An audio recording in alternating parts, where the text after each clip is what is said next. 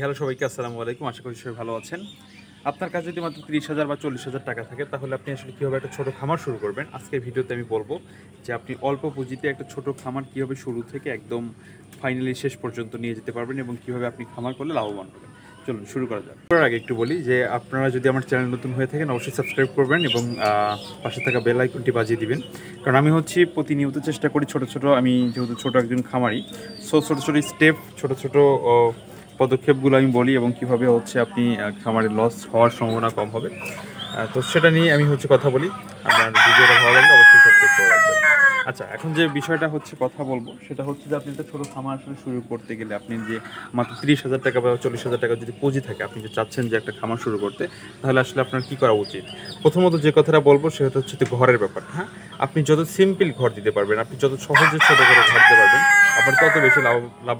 অল্প খরচে ঘর দেওয়ার চেষ্টা করবেন। মুরগির ঘরটা ঘরের পিছনে সবচেয়ে কম ব্যয় করবেন, কারণ আপনি যেহেতু প্রথম অনেক কিছু বুঝতে পারবেন না, জানতে পারবেন না। সেক্ষেত্রে আপনাকে অল্প করে ঘর দিতে হবে এবং চেষ্টা করতে হবে যে আপনার যত কম খরচ হয়। প্রয়োজনে আপনি যদি টিন দিয়ে যদি আপনার দিতে প্রবলেম হয়, আপনি প্রয়োজনে উপরে বোন দিবেন, তাও আপনি ঘরের পিছনে সবচেয়ে কম খরচ করবেন। এটা হচ্ছে ফার্স্ট স্টেপ।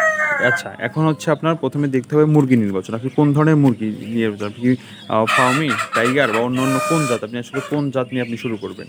এবং যেই জাত নিয়ে আপনি শুরু করেন না কেন, আপনাকে প্রথমে খুবই অল্প পরিমাণ আপনাকে শুরু করতে হবে। আমার প্রত্যেকটা ভিডিওতে আপনি গিয়ে দেখবেন যে আমি সবসময় বলে থাকি যে অল্প করে শুরু করুন।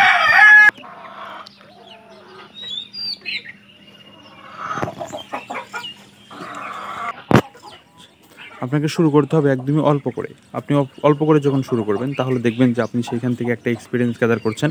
আপনি অনেক কিছু বুঝতে পারবেন না, জানতে পারবেন না, যার কারণে আপনি কিন্তু প্রথমে লস হওয়ার সম্ভাবনা অনেক সময় থাকে।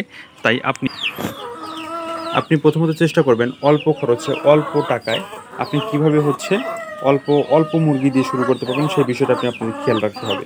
সেটা হতে পারে দেশি মুরগি বা মিশরি ফার্মি মুরগি। অল্প করে যখন আপনি নেবেন, তখন সেইখান থেকে আপনার লস হওয়ার সম্ভাবনা খুবই কম থাকবে এবং আপনি অনেক কিছু কিন্তু শিখতে পারবেন, জানতে পারবেন। এই বিষয়গুলো আপনার মাথায় রেখে আপনি যদি মুরগির খামার শুরু করতে পারেন, আপনার লাভ হওয়ার সম্ভাবনা অনেকটাই বেশি এবং লস হওয়ার সম্ভাবনা খুবই কম। আপনি বাসার বেলকুনিতে কিংবা ঘরের বারান্দা একটা অংশ চারদিকে কিন্তু অল্প পরিমাণ নেট দিয়ে আলাদা করে কিন্তু আপনি সেইখানে মুরগি পালতে পারেন। সেটা দেশি মুরগি হতে পারে, ফার্মি মুরগি হতে পারে, আপনার যাই ভালো লাগে আপনি সেটা করবেন। তাতে করে আপনার কী হবে, একটা ব্যাচ যখন আপনার কমপ্লিট হবে, তখন আপনি দেখবেন যে আপনার যে মুরগির কী ধরনের রোগ হয়, কী ধরনের আপনার প্রবলেম হয়, কতদিনে ডিম আসে, কী ধরনের খাবার দিতে হয়, এই বিষয়গুলো আপনি যখন পূর্ণভাবে বুঝে যাবেন, শিখে যাবেন, তখন কিন্তু আপনার লস হওয়ার সম্ভাবনা খুবই কম হয়।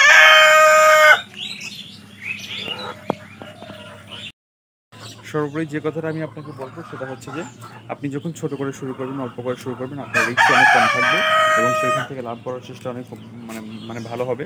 আর এই বিষয়গুলো মাথায় রেখে আপনি যদি খামার শুরু করতে পারেন, সেটা মুরগির খামার হোক, হাঁসের খামার হোক বা যেই খামারই হোক না কেন, আপনি কিন্তু লাভবান হবেন ইনশাল্লাহ। তো এই স্টেপগুলো ফলো করবেন এবং এই স্টেপগুলো ফলো করে আপনি চেষ্টা করবেন যে আপনি যত দ্রুত সম্ভব শুরু করা যায়। আর আরেকটা লাস্ট পয়েন্ট দিয়ে আমি শেষ করবো। সবসময়ই একটা জিনিস মাথায় রাখবেন, আপনাকে নিজে পরিশ্রমী হতে হবে। আপনি যখন নিজে পরিশ্রমী হবেন, আপনি যখন নিজে কাজ করতে পারবেন একটা খামারে, তবেই কিন্তু আপনার সম্ভব ভালো কিছু করার। আপনি যদি চেষ্টা করেন যে আপনি অন্য কাউকে দিয়ে মুরগির খামার করাবো, আমি অন্য কাউকে দিয়ে সব কিছু দেখভাল করাবো, তাহলে কিন্তু হবে না। আপনার নিজের মানুষ থাকতে হবে এবং নিজে করতে হবে। আপনি যখন নিজে করবেন, তখন দেখবেন যে আপনার সেখান থেকে একটা ভালো রেজাল্ট আসছে। ধন্যবাদ, শেষ পর্যন্ত আমার ভিডিওটা দেখেছেন, অসংখ্য ধন্যবাদ সবাইকে। আপনার স্বপ্নের খামার শুরু করুন আপনার খুব দ্রুত। আমি আমার ব্যক্তিগত অভিজ্ঞতা শেয়ার করি। যে কোনো কিছু জানার থাকলে আমাকে কমেন্ট করবেন অথবা আমার হোয়াটসঅ্যাপ নাম্বারে নক দিবেন। ভালো থাকবেন সবাই।